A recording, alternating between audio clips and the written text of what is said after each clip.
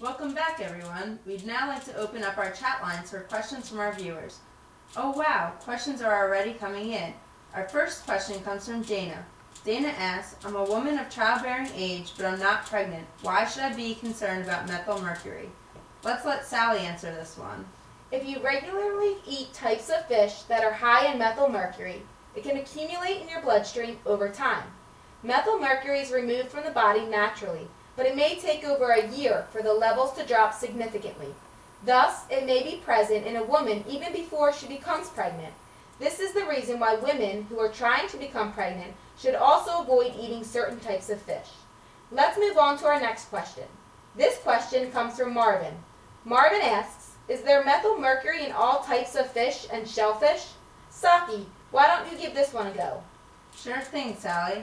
Nearly all fish and shellfish contain traces of methyl mercury.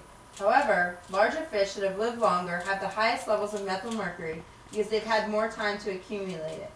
These large fish pose the greatest health risk. Other types of fish and shellfish may be eaten in the amounts recommended by the FDA and EPA. Let's move on to another question. Our next question comes from Roberta.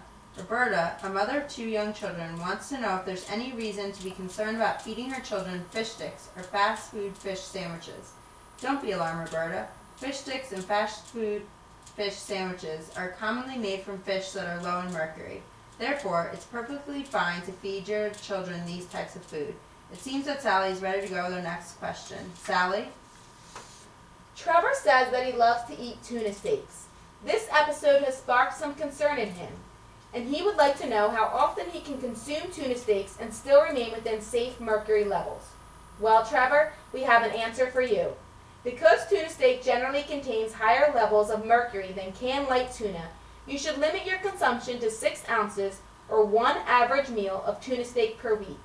Let's hear Jessica's question.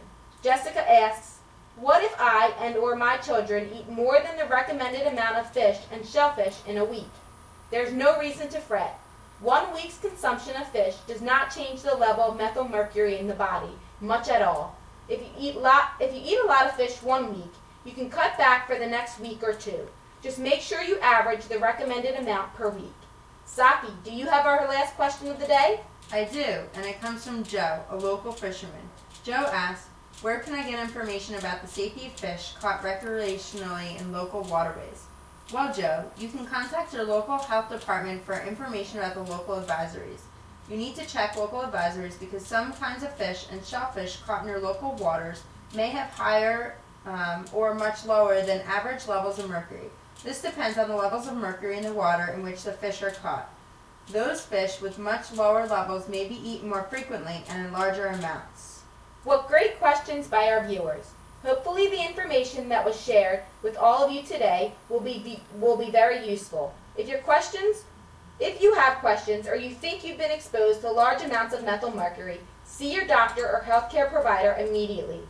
In terms of treatment for mercury poisoning, identifying and removing the source of mercury is crucial. Immediate chelation therapy is the standard of care for a patient showing symptoms of severe mercury poisoning. Many of the toxic effects of mercury are partially or wholly reversible, either through specific therapy or through natural elimination of the metal after exposure has been discontinued. I think this just about wraps up our episode. If any of you have additional questions, feel free to email them to sockieandsally@msn.com. I hope that all of you who joined us this afternoon have found the segment informative. Join us tomorrow for another exciting episode of Sockie and Sally.